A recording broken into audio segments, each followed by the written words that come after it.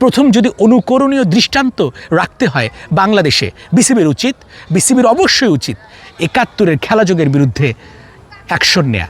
BCB কি পারবে? ৭১-এর খেলাযোগ বারবার একটা অপচেষ্টা করছে। সেই অপচেষ্টাটা হচ্ছে রাহিদ রনিকে, মানে আমাকে যেন গ্রেপ্তার করা হয়, আমাকে যেন জেলে ভরে রাখা হয়। এই অপচেষ্টাটা গত ২ সপ্তাহ ধরে করে যাচ্ছে ৭১ টেলিভিশনের খেলাযোগ। কেন করছে ওরা? কেন এই অপচেষ্টা করছে, অপসাংবাদিকতা করছে?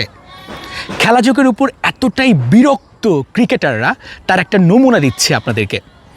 তাসকিন আহমেদ, বাংলাদেশের সেনসেশনাল পেসার, তিনি এতটাই বিরক্ত, এতটাই ক্ষুব্ধ, তিনি বললেন শ্রীলঙ্কায় থেকে ৭১-এর খেলাযোগ মনে করছে তাসকিন নিজে বলছে আমি চুরি করছি, বাটপাড়ি করছি।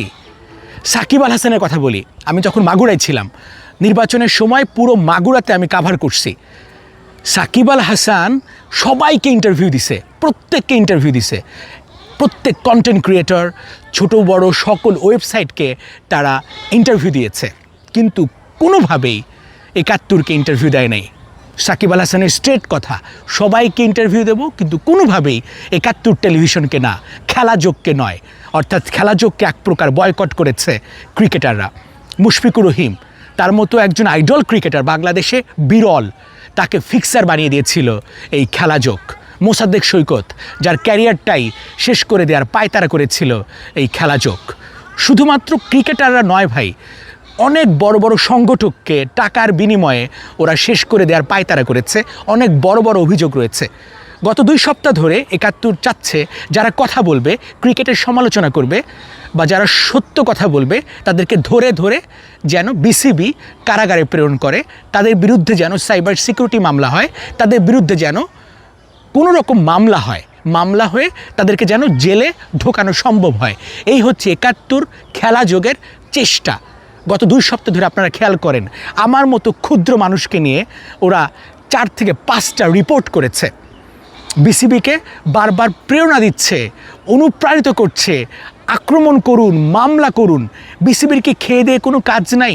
আমার মতো ক্ষুদ্র মানুষকে তারা মামলা করবে, আমার মতো ক্ষুদ্র মানুষকে নিয়ে তারা কনসার্ন থাকবে। একটা কথা খুব সহজ ভাই, বাংলাদেশ শুধু না, সারা পৃথিবীতে যে কোনো বিষয়ে আপনি আলোচনা করতে পারেন, সমালোচনা করতে পারেন, সে অধিকারটা আপনার আছে। এইটা হচ্ছে ফ্রিডম অফ প্রেস, গণমাধ্যমের স্বাধীনতা, ফ্রিডম অফ স্পিচ, বাক স্বাধীনতা। এটা খুব সহজ, সারা পৃথিবীতে স্বীকৃত। আমাদের সংবিধানও সেই রাইটসটা দিয়েছে। হ্যাঁ, আমি একটা বক্তব্য প্রদান করেছিলাম নাজমুল হোসেন শান্তকে নিয়ে, বাংলাদেশের স্কিপার ক্যাপ্টেনকে নিয়ে। পরে সেই বক্তব্য আমি তুলে নেই।